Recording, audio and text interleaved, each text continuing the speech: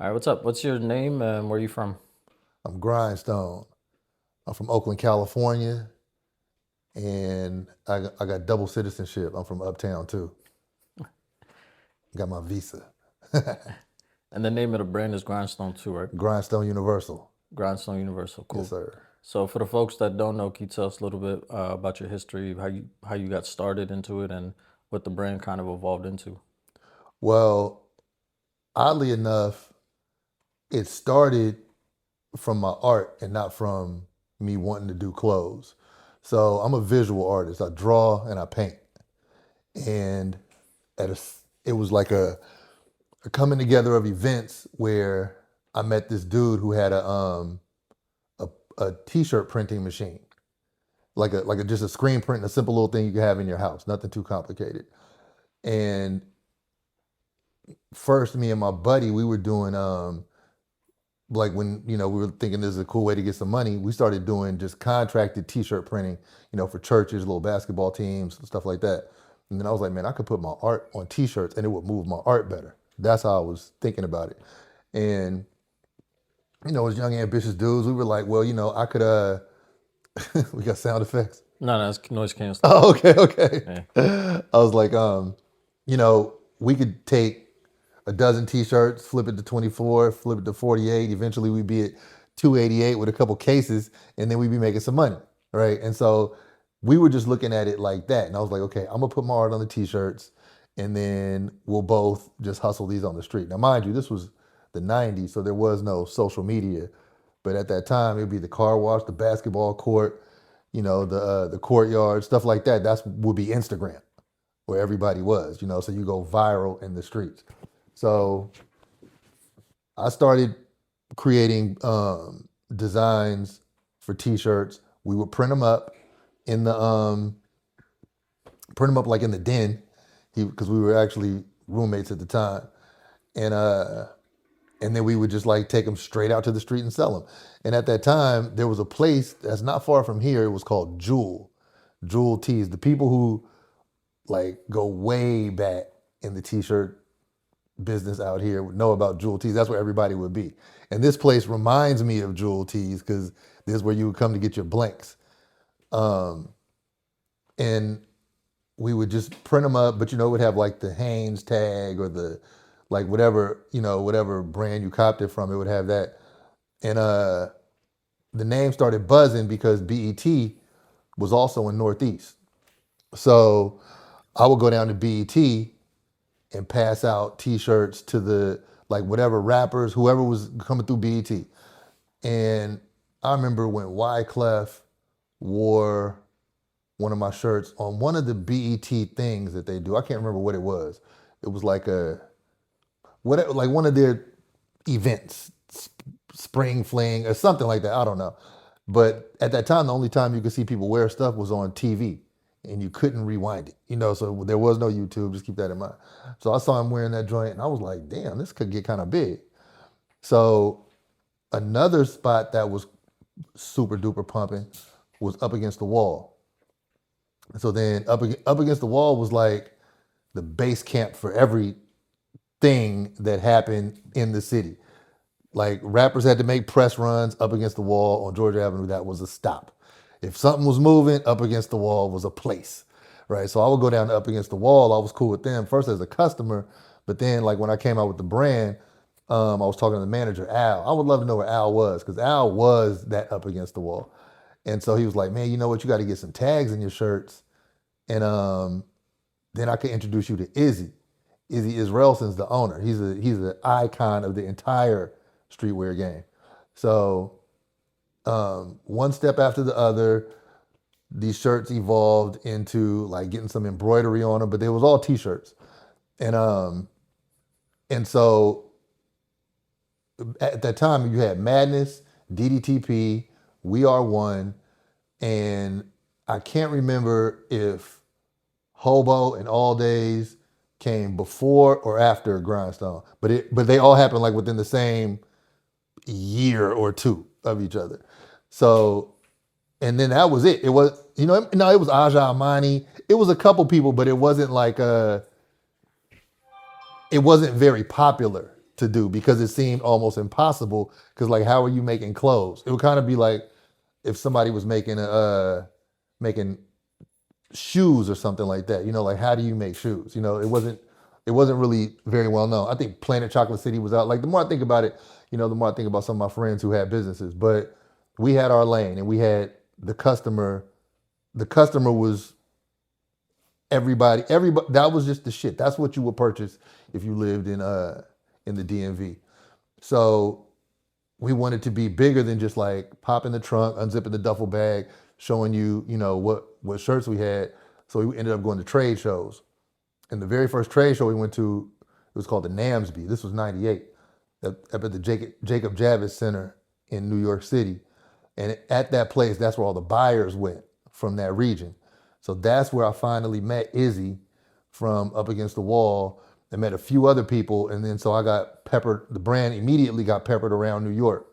And then Izzy held it down here. Now, little did I know at that time, because if you see Izzy, I mean, do you know who Izzy is? He's going to heaven. Like Izzy is he is a very special person, right? So very unassuming. If you saw him, you would not know that he is who he was. But Up Against the Wall started in like 1978, and they sold clothes that other people wouldn't sell, and so it was like kind of like a cool little store. But then so me saying that, I wasn't aware of it, but me saying that, they started the streetwear type of store. So all the now this is back when stores had several locations. So Up Against the Wall, I can't remember how many locations in the DMV, but it had a bunch of them. And then you had Last Stop, and then you had DTLR, and then you had in Chicago you had the Lark, and then in the South you had different stuff. So it was like Up Against the Wall being the first one. Up top you had Dr. J's, Jimmy Jazz. So like Up Against the Wall being the first of those stores, all the buyers of the stores would see what Up Against the Wall was doing. And if it was pumping on the hot list and Up Against the Wall, then they would be like, I need that too. So then that's how we first really got rolling. Like I met with Izzy um, and his partner Paul. And so they just really they were really patient with us. They saw where we were coming. They saw we had quality. They saw it was something unique. And they were just like, um, we're going to help you. First, we're going to get this in the store, but then we're going to help you understand what this business is. Right. And I really haven't done business with another person who was a mentor in that way. Everybody else is like, give me the thing, I'll pay you. Give me the thing, I'll pay you. But he was like, he became a mentor. And I didn't know till later, like he was really the top of the food chain of the entire thing we call streetwear. As a matter of fact, it wasn't even called streetwear when I started. They were like, okay, what do you call it? Because at the time it was DKNY, Tommy Hilfiger, Levi's, um, Echo. I think Mark Echo had started, but it was so few things that were national in this lane that it didn't have a name. And so we played with a couple names. Eventually, streetwear stuck. But the thing that made me take it seriously is when it was this episode. I mean, not episode. It was just a magazine. I can't remember if it was Vibe or Double XL, but FUBU was on the cover.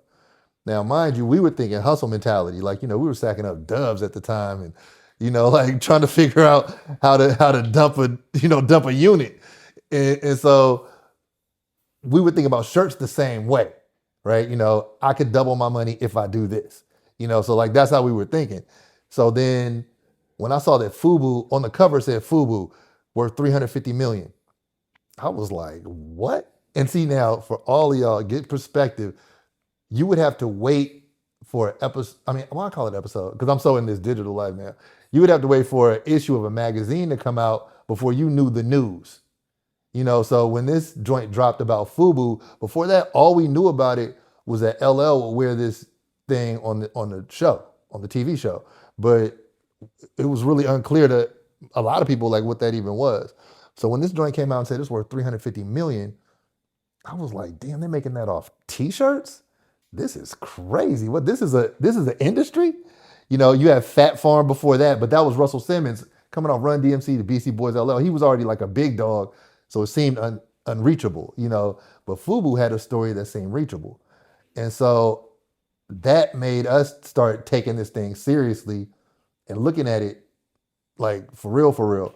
So in 1996, I think it was, this new business formation called the LLC came out. Before that, it didn't exist. So that's when you could separate your name from your business and create this entity and all that stuff. So like 98, we became incorporated and got to rolling and started looking at it as a real business. So our ground game was vicious. I don't have a partner now, but at that time I had a partner. That's why I'm talking in plural. But the ground game was vicious because at that time people were still hustling outside, right? So I knew from my own experience. I mean, and this is no phones. It's even though it wasn't that long ago, it's and the behavior was so much different. So where you were is what you would see the same stuff all day, depending on where you were. So what we started doing, we had a friend who worked at Kinko's. Rest in peace, Kinko's. You know, I don't think it's called Kinko's no more, right? We had a friend who worked at Kinko's, and so they had the good laser paper, and every street artist or visual artist would run into each other at Kinko's in them late hours. Like, Kinko's had its own culture of artists, right? So we would get our friend to print off on white paper the Grindstone logo on like 11 by 17 paper, right? And so it was a nice little something that if you put it on a wall or whatever, people would see it. And so we went to this was before I was familiar with wheat pasting, but we would go to Home Depot, get some caulk that you would like fill a tub with or something, put like 9 dots wherever we was gonna put it, bow, post it up, post like a joint up. We would get like 100 and just do a run of 100 at night. And this was before street cameras, all that. So people will wake up in the morning and then it would be this grindstone everywhere. It wasn't no explanation of what it was just the logo. And then we mapped out the city and was like, okay, where they really be getting busy? Like both where's the rush hour traffic and where the hustlers, right?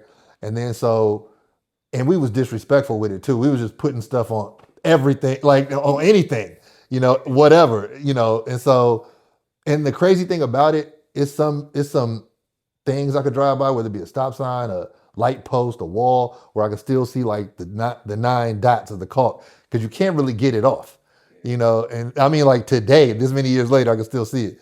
But we just put this logo everywhere because I knew that it would cause like at least a mental conversation with oneself. Like, what is that?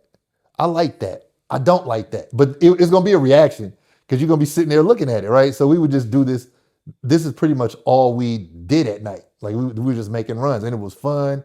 It was kind of exciting just to see how we would wake up and flood the market. That was our marketing. Before, well, the alternative to marketing back then was paying for either a quarter page, half page, or a full page in either Source Magazine, Double XL, or Vibe. But all them joints was super expensive. So you couldn't really be a small business and play that game. So we decided to be very relevant where we were, as opposed to reaching out to other people we don't know. We're gonna reach out to people we don't know here. And it just cost the price of some energy, some caulk, and a hookup with the laser paper, at Kinko. So that turned out to be a thing, right? When we were putting these things up, it was no stickers of nothing anywhere. Nothing. Sticker culture, I could confidently say, did not exist.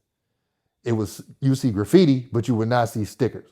So then when the cameras came out in 1999, like the street cameras, we was like, okay, this might be a little hot because we didn't know like how the cameras were seeing people. Then we got stickers. Same little deal. Bow. The rule was every time you get out the car, put up 2 stickers, like wherever you are. So then it's not like one big effort, but it just becomes this cumulative thing. So then everybody was like, damn, people. So then it became this thing, right? And that you would see the clothes in Last Stop, Downtown Locker Room, Georgetown. I mean, just if you're in the area, it was nationwide, but in the area, you would see them in all these stores. So then people would be putting the dots together like, oh, that's what that. That's what that. And then up at let me know if I'm talking too much. Am I talking too much? No, you good. Okay. Of it, like going down to BET, at the time the rappers were in their 20s, right? So we was like, so these were like peers at some point. So I was cool with Nori, and then, but you know, he wasn't podcast Nori. Nori was raw. He's like a real motherfucker back then, right? So, but we was cool. So Nori he would tell the New York rappers after a while to like call me when they got in town. So then, and the New York rappers were really the only ones popping until like Outkast, like till Aquemini was really the real big deal. But it was really like mainly New York. So like they would file down, I would get the call, man, hit them off with shirts, hit them down with a little pack, you know, and that's when having the pack wasn't a popular thing, you know what I'm saying? And so they would you know, so I would get them calls, and then it kept multiplying on top of itself because it was like this lore and this it was a mystique to it. Like, damn, I see that and I see them have it, I see them, you know, and then so um I remember when I think it was a joint called Month of the Man, or it was something like that. But I remember it was like Def Jam did a thing, and it was Rough Riders DMX met the man Redman. It was like this big old movement they were doing. But I hooked up with the Rough Riders, and I just thought it was DMX. It's like hell of them, right? So we gave everybody shirts, and then it was like a big old scene, you know. So everybody's wearing Grindstone. So now Grindstone looks like it's viral like that. It was like real life viral, you know. And then on MTV, when he was talking about the Hard Knock Life tour, Jay-Z was wearing a Grindstone shirt, right? And so I was like, oh shit, we up. Like, but this is before Jay-Z was untouchable, but he was still a big deal, Hard Knock Life, you know. But then it was just like, oh shit. So then they're everywhere. So then I go to California, and I'm all the way plugged into the soil in the Bay. So I had like everybody who's relevant, who's Bay Area relevant, wearing it. But in California, they would buy it from me, you know. So I would pop up, unzip the bag, man. Let me get some of them T-shirts. I saw them T-shirts, and everybody was hustling too. So it was a they could pay my price, you know, and it was like an honor to do good business. You know, if you ask for a freebie, you kind of odd. You know, I'm hitting my grandma off for something, you know, free. But like, if you just a dude like me, you got to purchase, you know. So work that angle. So now it's like the important, the I guess the influencers of the time, they were like kind of rocking my joints in concert. I mean, you know, like all is one. So then this made a whole splash. It was super sweet before internet came, but then 99, 2000, 2001, that's when the rappers were like, oh, this is what I need to be doing. So you have Sean John. Okay. Because like at the time, yeah, yeah. Yep. At the time, FUBU was the biggest deal. So in Vegas at the trade show called the Magic Show, it was kind of like the place where everybody flexed. So FUBU had the biggest flex. Like their booth, everybody would have like a 10 by 10. If you had a little money, you'd have a 10 by 20. FUBU's joint would be like a half block long, right? And it was like, damn, FUBU, like really, you know. And then Echo was the next biggest joint, but they would always have theirs off site. Echo, by the way, is Mark Echo, who we now know as Complex, right? So like they had their own movement going, but they were like big dogs, right? So then Sean John came, then Rockaware came, then Nelly came out with Vocal. Then it became like this rapper thing. Like you had to have like a certain amount of popularity. So we were holding on to the customers we had, but then this is when it went bad in the industry.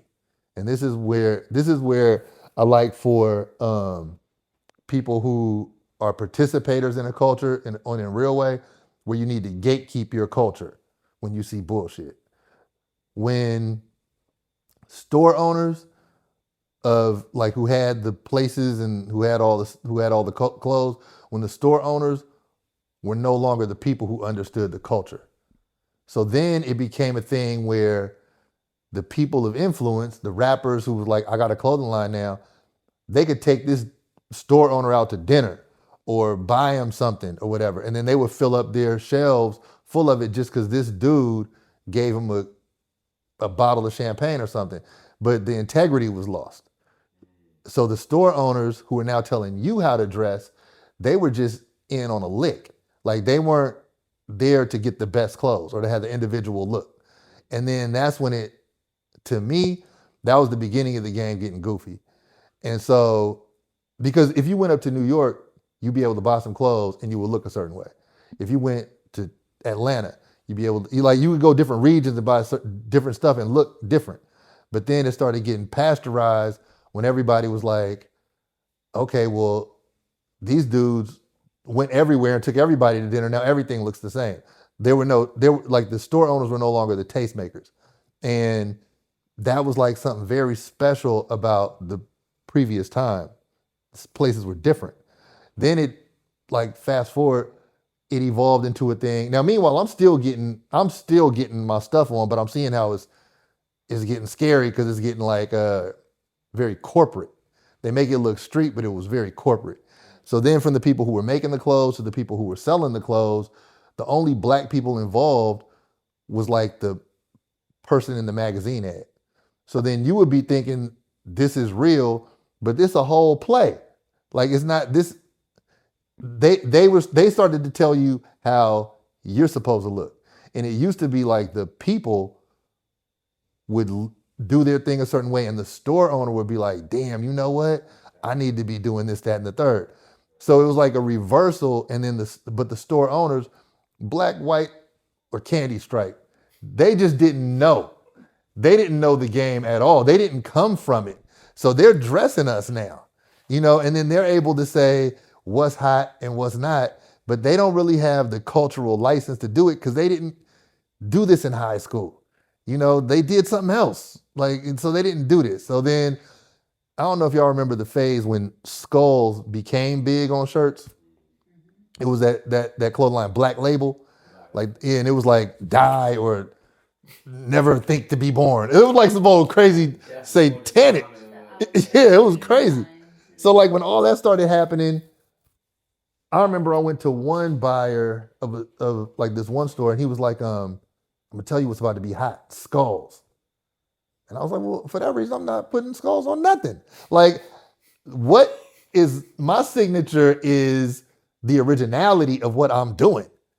So if everybody's gonna be doing this, why is somebody gonna buy my skulls?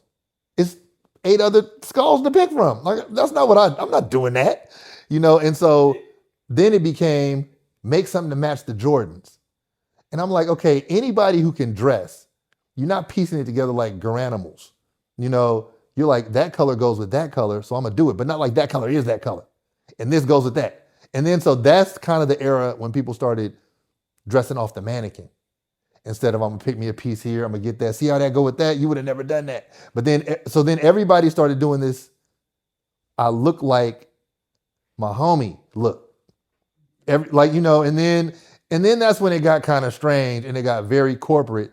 And to me, that was the beginning of the end of streetwear as we knew it. Now, and you remember those shoes, they were Adidas. What was that dude's name? Jack something? Jeremy Scott. Jeremy Scott. Yeah. Now, Jeremy Scott was a fly creative artist, right? But when the Jeremy Scotts were popular in the shoe game, the clothes became more outrageous, and it turned into how outrageous can you look? But it wasn't like how Fly are. Like Fly left a long time ago at this point. But at this time, I'm still staying in my pocket, right? I'm still like, so I'm saying like as things changed, I made sensible changes, but I stayed the same because I didn't want to be the guy doing each and everything that each and every person's doing, and that's what the industry itself started doing. And it felt disrespectful, but I guess like it only felt disrespectful because I cared about the culture, because I cared about the art of decorating yourself. And I felt that part lost its integrity, and so this is just my insider take on streetwear and its like evolution in its past, like since I've been in business. But meanwhile, I still got my customers. I'm trying to transition to being online at this time, but online was not as popular because everybody didn't really have a home computer. If you had one, you might be checking email, but it wasn't all. And I'm talking about like mid 2000s, or you might be like downloading some music or something, but it wasn't like I'm doing all my shopping online. And so the change that went from people are barely shopping online to people are truly shopping online, I think that was a leap that was as different as we're going through now when we're actually selling stuff on the phone and using AI to help us. Like I think like going from I'm gonna pull up in the cul-de-sac in the what like wherever y'all are, I'm pulling up there with the duffel bag. I think the difference from going from there to selling stuff online is as big as a leap from where we are now to selling stuff all the way on your phone and using AI to help you. Like it's two different types of educations. It's like two different types of social literacy and business literacy. You gotta be a student of in order to learn how to get it going. And so I am probably rambling for one, but I'm trying to just direct you through how it went from the beginning to where it is now. And one thing that I always wanted to keep at the top of my concern when I make something, I always wanted the person who has any piece on any level to be super satisfied with the quality of it. I didn't want it to be the thing that you put on, you wash it once and it's trash, because that might end up being your relationship with it.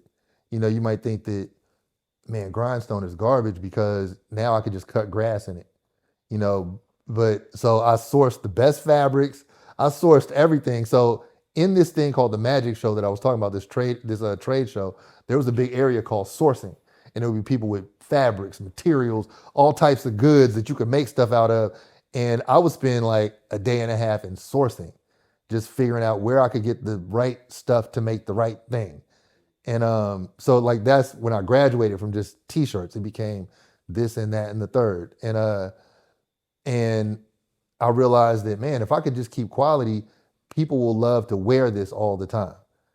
And I mean, I swear, people talk about the relationships that they have with some of the stuff I made because they've had it for so long and it still looks good. People who have grindstone stuff, either it got stolen or they got too fat.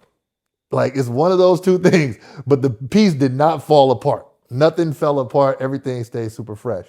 And I always just stood on the originality and the quality that I could deliver.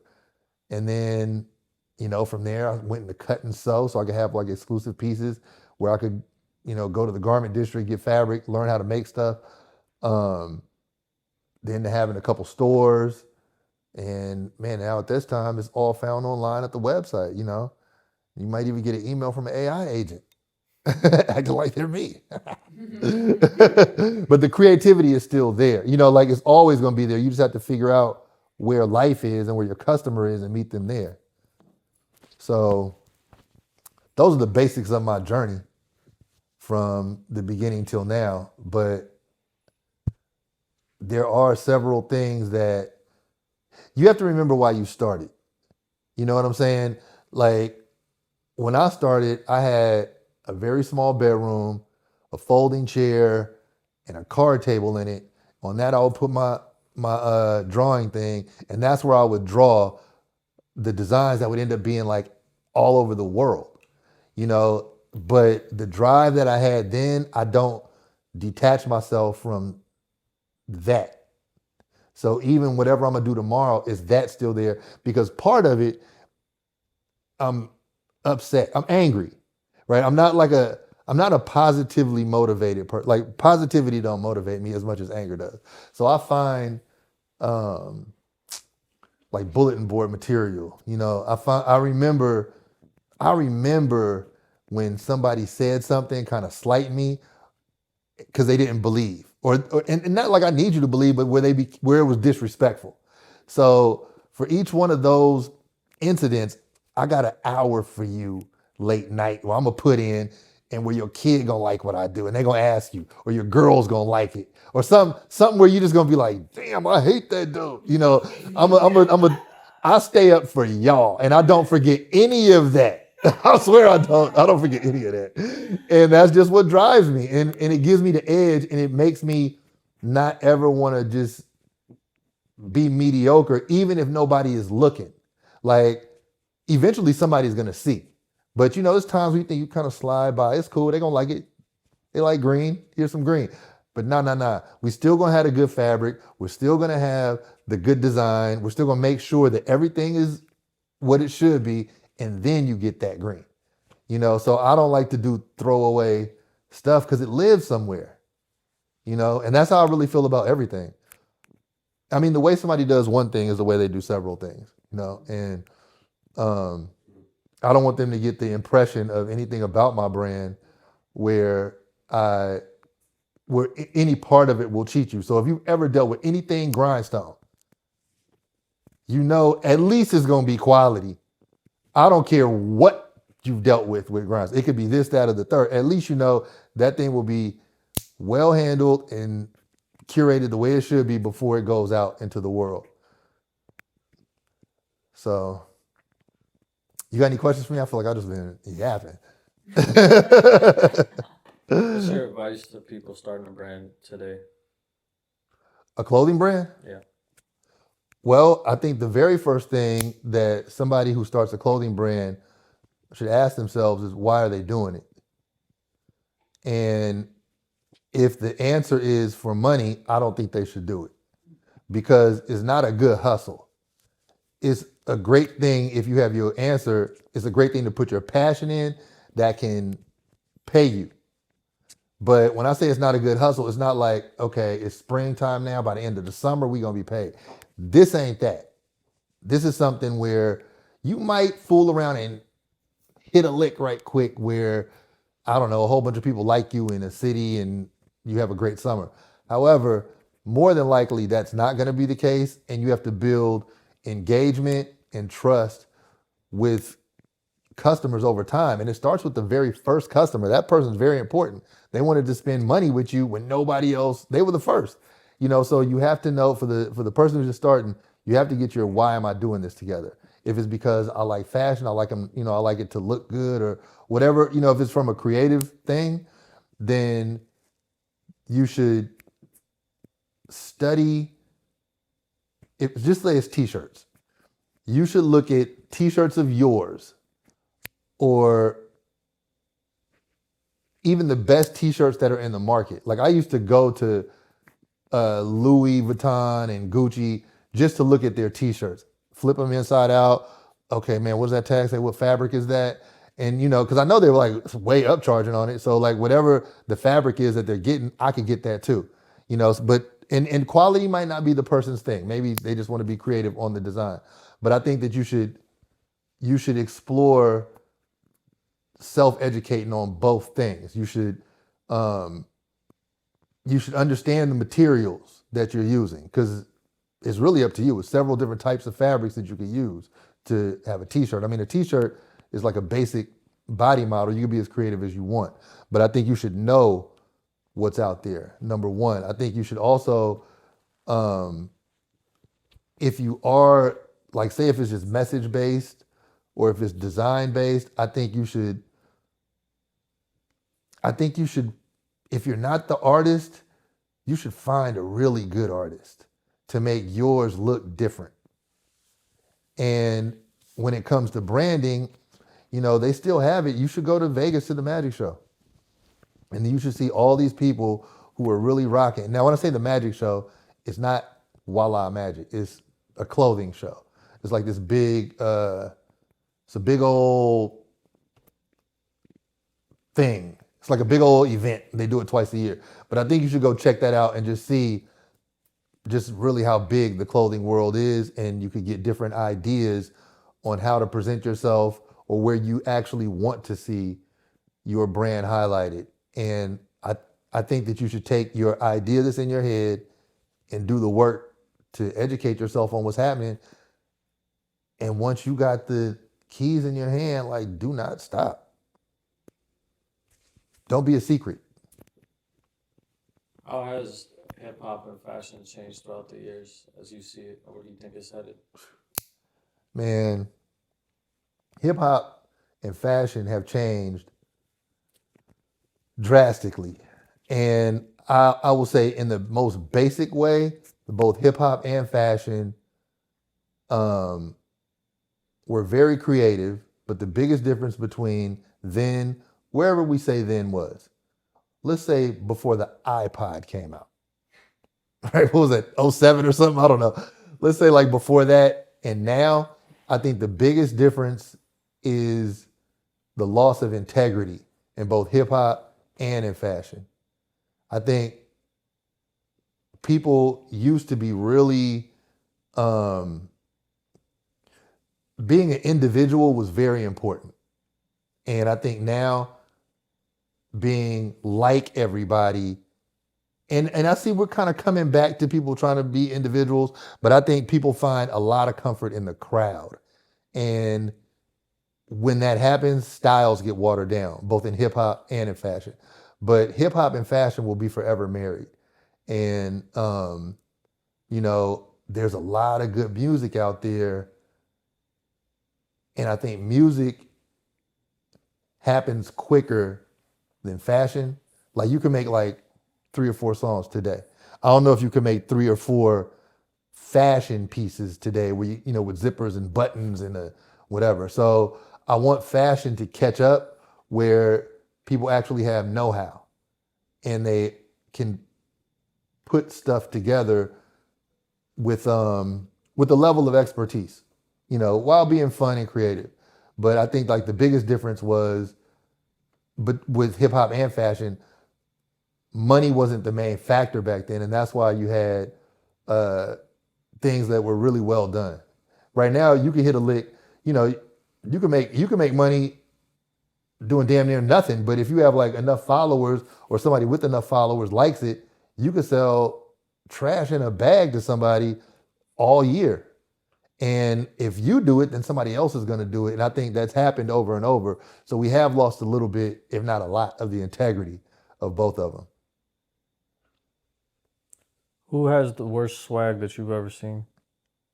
Damn, that I've ever seen? Jeez. That's a hell of a question. That's wild. That I've ever seen. You mean in hip hop or just in celebrityism altogether? Yeah, both. Phew. Trinidad James. I like his shoes though. I like his shoes. I'll say Trinidad James. It was like shoes, chains, and like the Hawaiian shirt, jean shorts. Yeah, it's just the glasses. What are we doing? The fact that I can remember his fit though, I don't know. He might have did something right. Yeah, and I like when people are. You know what I like? I like when somebody's wearing something and I don't know what it is. Right. So I had a real problem with the Jordan era. Was standing in line for some damn Jordans.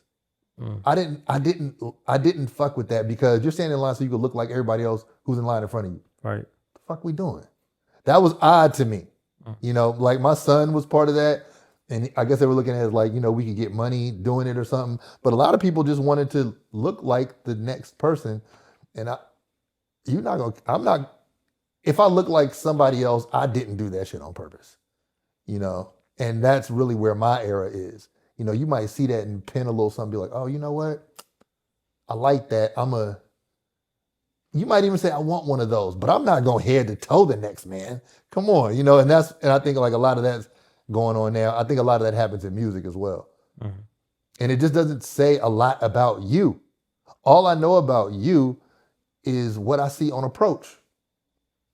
And so I'm like, oh, you're just like them. So fuck it, I'll talk to them. Or, I don't know. I don't think people understand how important the packaging is. So LeBron's better. LeBron's are better? LeBron's better than Jordan? Is that what you're saying? Fuck no. Hell no. Black Jesus is him. Are you crazy? See, we can't do that. No. Jordan Jordan was very special. Jordan was very dominant. LeBron is very good. You know, I don't have nothing against LeBron, but it's like, nah, I think a better comparison is Jordan and Magic, actually, when it comes to being like how they play as basketball players. And I do think, I mean, LeBron and Magic, and I do think LeBron is better than Magic. Yeah, I think Jordan's okay. But my last question for you is, Okay. But I think Wemby has a chance of being the best basketball player of all time. facts. He got some shit that we've never seen. Yeah, facts. So my last question to you is this, right? And you know, it's been a privilege listening to a lot of the history. I think a lot of younger people may not appreciate that kind of the history and the thought that came behind streetwear, what it is today, from FUBU to brands like yours and all the other brands that existed, right? So can you just talk a little bit about the importance? Because I think to be a successful brand or business owner or person, you have to study what came before you, just as you kind of did, where you had your mentor who was doing it for 20 years before he finally connected with you, right? So, yeah, could you speak a little bit about the importance of that? And like, I think that also adds to the lack of integrity that's kind of missing that you Yeah. mentioned. Well, okay, so you must study the people before you while keeping yourself as yourself. But you got to sit at the feet of a master before you become a master. If you don't do that, you might have a hot season, but you don't know where you're going. And that goes for absolutely everything. That went for hustling. That goes for if you play any sport. That goes for, okay, so these things that are unguided, like fashion, right? Whatever it is that you wore, say you're in the fashion game because you like fashion, whatever it was that you wore that made you feel a way, you have to think about, why did that make you feel a way? What made you excited about that? What made you want to step into that lane? And then it would do you so much good to not only learn about that piece, but then to learn about that company, and then to learn about the person who was at the head of the company that drove them. And it'll give you so much more perspective, so much quicker than you stumbling around getting 25 compliments or so and then starting to think you the shit. Because it's ups and downs, and you saw the end result of probably decades of learning some shit. So you might want to just go learn so you don't have to walk those same decades out. You know, and it will humble you. And not humble in a make you small way, but it will keep you in a flexible place of being a student, instead of, you know, snapping your fingers and think people should start doing shit for you because 50 people buy some shit from you every week, you know. And I think that the integrity, when you realize how much somebody has worked to come out with that one thing that became big, you will understand how much work you have to do. You know, in order to create like this thing that you like or that thing that you like, it's several failed products. It's several things that may not have failed, but you just never saw. So the person is always creating. And this is one thing that I have with myself. When it comes to art, I personally think you got to work, if you're going to be nice, you got to work at least 4 hours a day on that. And so therefore it requires self-discipline. You have to schedule for yourself.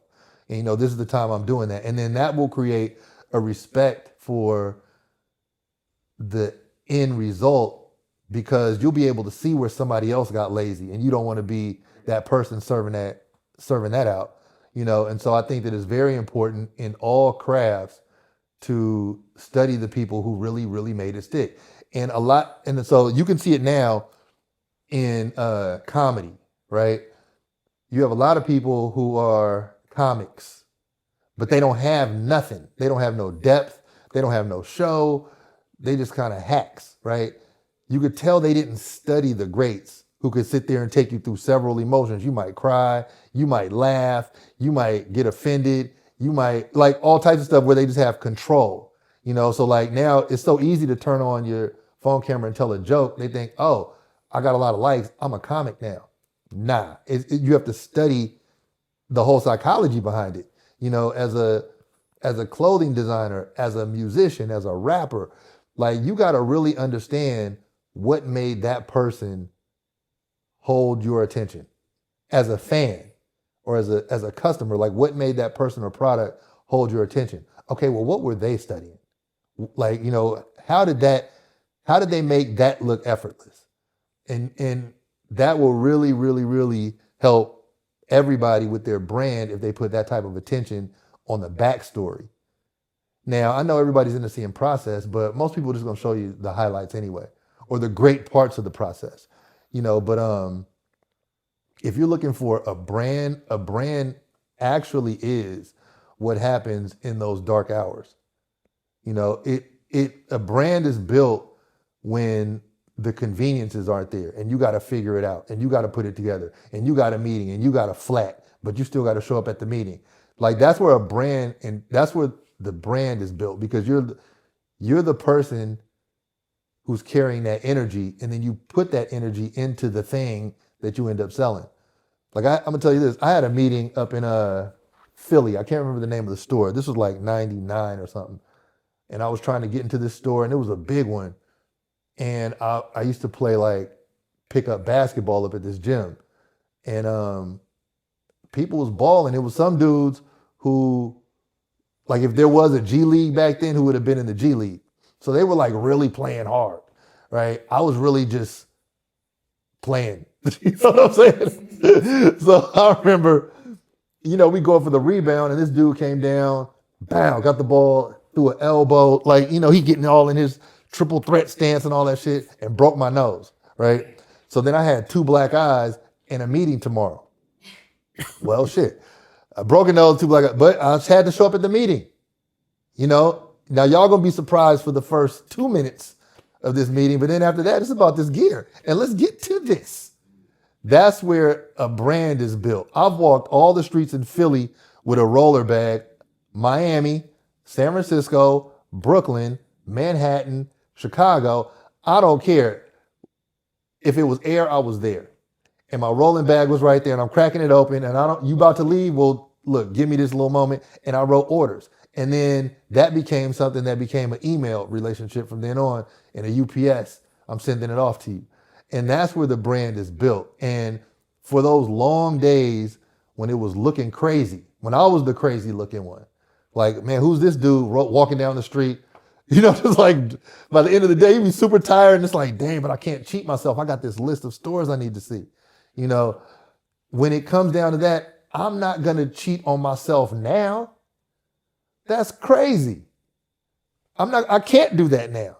And so I advise everyone who is starting a brand, and it will beam out of your brand when you put that into it. And so I advise everybody, if you know why you started, put that energy in every day. And it will help if you schedule it. Like write it down like you have a high school schedule.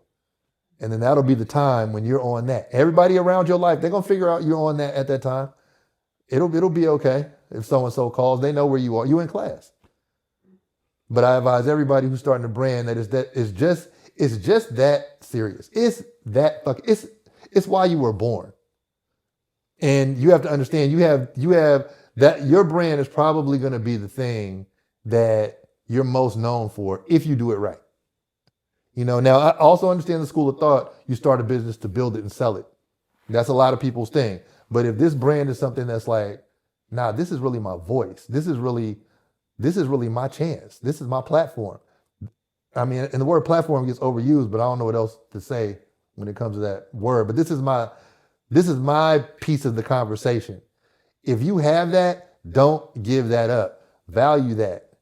And other people will too. And it'll create opportunities for you. It'll create opportunities for other people. Like I'm Grindstone. People tell me,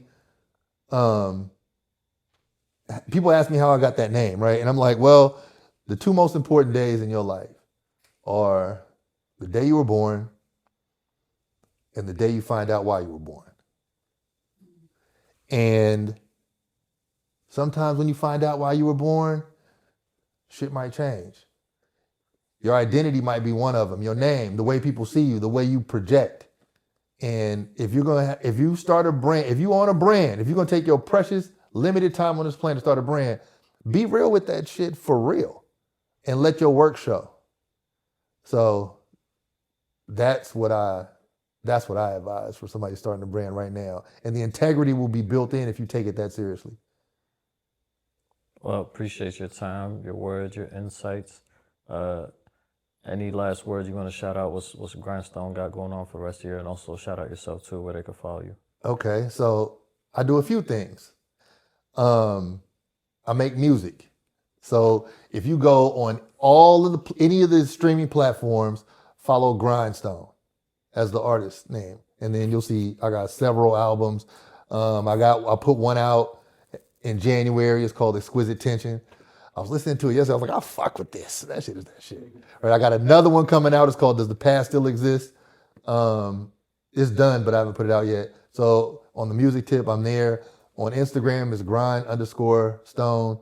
I have a podcast that's right now, his house is on YouTube. It's called Sorry for My Language. And I also have, naturally the clothing is at grindstoneuniversal.com. And all of this kind of syncs up together on YouTube if you go to Grindstone Media Group on YouTube. So I'd love for you to subscribe to that, because I'm giving you a unique perspective. And I only say it's unique just because I'm not copying nobody. I was born in the same situation that all y'all were born in, under this, on this spinning third rock. But what I'm saying is what the fuck I'm saying. And what I'm giving is what the fuck I'm giving. I'm not cutting and pasting from nobody else. So you get me, and it's a beautiful thing to be alive. So I just want you to live with me at these different places. Amen. Thank you. Appreciate you.